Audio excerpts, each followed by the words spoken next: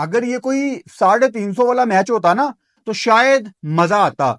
Champions trophy के हवाले से क्या शानदार तैयारी हुई है इंडियन बैटिंग लाइनअप की। बैटिंग अगर आप देखें तो मल्टी डायमेंशनल और एक ही तरह से एवरेज और स्ट्राइक रेट्स, तो यार ये तो एक कंप्लीट होलसम टीम है अगर ये फुल फ्लो में और फुल फिटनेस के साथ हो। कि कल जब पाकिस्तान और न्यूजीलैंड का मैच हो रहा था तो सामने उन्होंने एक स्टैट दिखाया कि भाईजान दुनिया में इतने ओपनर है ही कोई नहीं, 4-5 ही हैं जिनका 90 प्लस का स्ट्राइक रेट है और 45 प्लस की एवरेज है।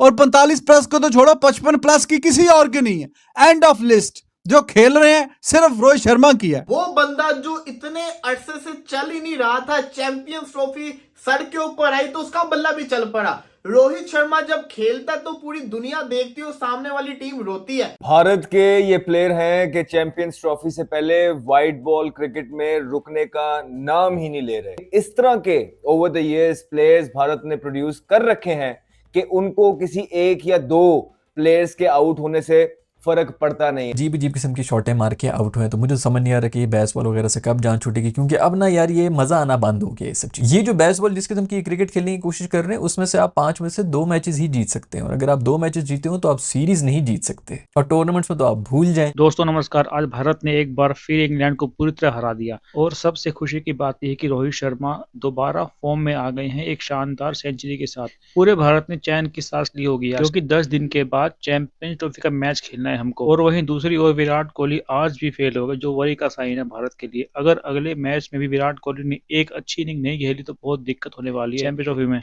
इंग्लैंड ने फिर से पहले बैटिंग की और इतनी फ्लैट पिच पर भी वो बड़ा स्कोर नहीं बना पाए, जिसे भारत ने बड़े आराम से चेज कर लिया। और अब यही लगता है कि अगला वनडे मैच भी भारत इनको पूरी तरह हराएगा और सीरीज को क्लीन स्वीप कर देगा।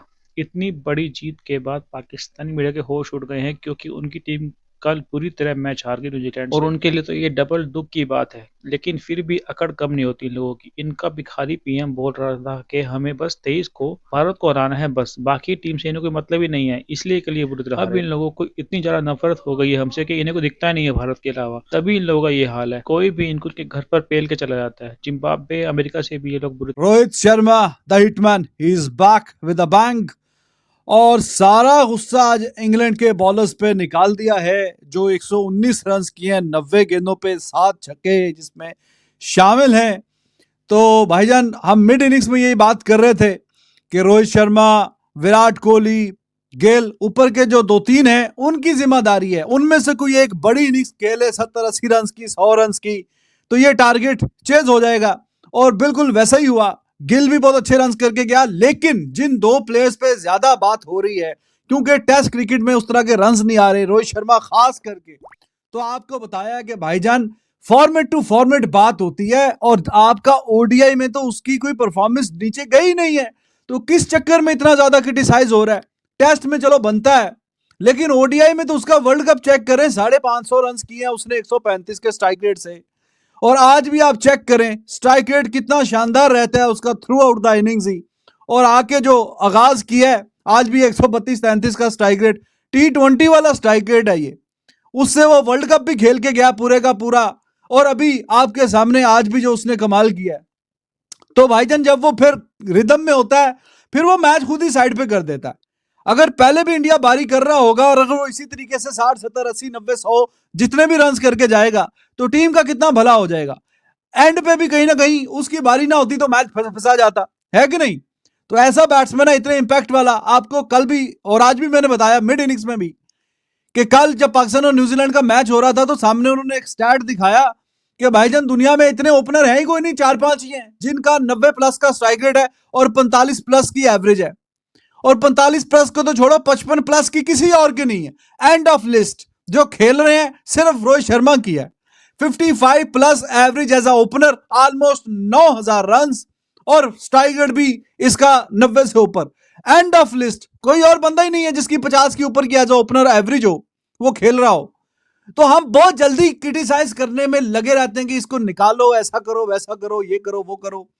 मतलब थोड़ा सा हम सोचते भी नहीं है कि बात किसकी कर रहे हैं, किसने कितना क्या परफॉर्म किया हुआ है। रोहित शर्मा का तो रिकॉर्ड्स अभी आपके सामने है, 55 की average as a opener, he is absolute legend in this format of the game. ये जो 50 ओवर का फॉर्मेट है, 30 तो उसने 100 बना दिया एज अ ओपनर।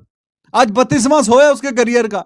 तो जिस बंदे ने 30-100 एज अ ओपनर ही बना दिए और एवरेज भी उसकी एज अ ओपनर जब से ओपनिंग कर रहा है वो 55 की एवरेज है और स्ट्राइक रेट भी शानदार है। और अभी रिसेंट पास्ट में तो वो T20 वाले स्ट्राइक रेट से ओडीआई में खेल रहा है। तो बहुत बहुत मुबारकबाद हो आपको, एक दफा फिर से एक बहुत ही वन साइडेड और थर्ड क्लास ओडीआई देखने को मिला है। इंग्लैंड वाले सिर्फ टाइम जाया करने के लिए यहाँ पर आए हैं, ना सिर्फ इंडियंस का बल्कि हमारा भी। भाई ये करने से जो है ना इंडिया की उल्टा प्रिपरेशन खराब हो रही है, उनको प्रेशर वैशर कोई मिल नहीं रहा है, वो बहुत ईजी होके आएंगे। यहाँ पे कोई थोड़ा सा कोई कांटेदार मुकाबला होता तो इंडिया को फायदा हो रहा था। मेरा ख्याल में तो इंडिया को उल्टा नुकसान हो रहा है इस तरक्की हुई टीम के साथ क्रिकेट खेलने का, जिनके दिमाग में सिर्फ और सिर्फ बेसबॉल बेसबॉल बेसबॉल बेसबॉल, हम 850 रन बना देंगे ओडीआई के अंदर। यार बात सुनो, बेसबॉल घिस चुका है, पिट चुका है, T20 के अंदर वो नहीं चल रहा है, टेस्ट के अंदर वो नहीं चल रहा है, अब ओडीआई के अंदर तो थोड़ी सी तमीज कर लो यार। पर अजीब अजीब किस्म की शॉटें मार के आउट हुए, तो मुझे समझ नहीं आ रहा कि ये बेसबॉल वगैरह से कब जान छूटेगी, क्योंकि अब ना यार ये मजा आना बंद हो गया ये सब चीज। ये जो बेसबॉल जिस किस्म की क्रिकेट खेलने की कोशिश कर रहे हैं उसमें से आप 5 में से 2 मैचेस ही जीत सकते हैं, और अगर आप 2 मैचेस जीते हो तो आप सीरीज नहीं जीत सकते, और टूर्नामेंट्स में तो आप भूल जाएं। तो इनको किसी को आके यार, मतलब कोई मेरा ख्याल में इंग्लैंड में किसी को पता भी नहीं है हो रहा है, कोई सीरीज भी हो रही है, इसलिए कोई जो है जवाबदेही नहीं है। पिछले 3-4 साल से यही चल रहा है। शुरू में जब लोगों को नहीं पता था इनका, उस वक्त चल गया था मेरा ख्याल में कोई 1.5-1 साल, और उसके बाद से मैं तो नहीं देख रहा कि बेसबॉल का कोई भी कमाल है। लेकिन कोई तब्दीली करने के मूड में है नहीं, सब उसी तरह चल रहे हैं, उसी तरह जो है बगनी बगैर किसी सोच समझ के आके।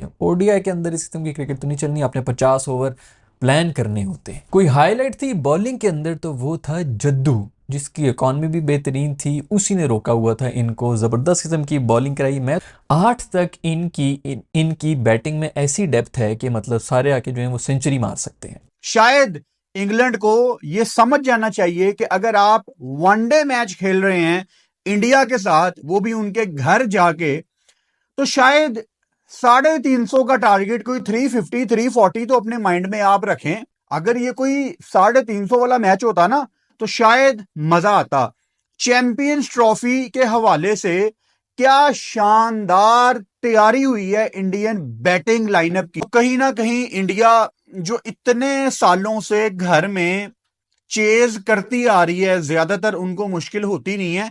एक कंफर्ट जोन आपके माइंड में होता है क्योंकि आपने काफी दफा वो किया होता है। और अक्षर पटेल को जिस तरह से प्रमोट किया गया केएल राहुल के ऊपर, शायद वो राइटी लेफ्टी का कॉम्बो आजमाना चाह रहे थे गौतम गंभीर। क्या शानदार कार्ड यार। खुशी इस चीज की है कि शुभमन गिल वाइस कैप्टन हैं वनडे के और अक्षर पटेल वाइस कैप्टन हैं T20 में। अक्षर का देख के तो मैं थोड़ा सा सरप्राइज था। आई एम श्योर बड़े लोग अभी इतना ज्यादा कंफर्टेबल फील नहीं कर रहे होंगे यार वाइस कैप्टन, लेकिन आज अक्षर ने आपको दिखाया कि यार मैं बॉलिंग तो कर ही लेता हूं, लेकिन बैटिंग में जब आप मुझ पे भरोसा करेंगे, चाहे वो वर्ल्ड T20 बारबाडोस में जो बुनियाद जो बेस अक्षर पटेल ने रखी थी, उसके बाद इंडियन टीम शुरू हुई और जैसे आके उन्होंने अपनी शॉट्स खेलनी, चौके भी लगा रहे हैं, छक्के भी लगा रहे हैं, वो काबिले तारीफ है। आपको नजर आता है कि यार ये वो बंदा है जो बॉल के साथ भी जस्टिफाई कर रहा है और जब इसकी बैटिंग आती है ये तब भी इंसाफ करके बाहर आता है।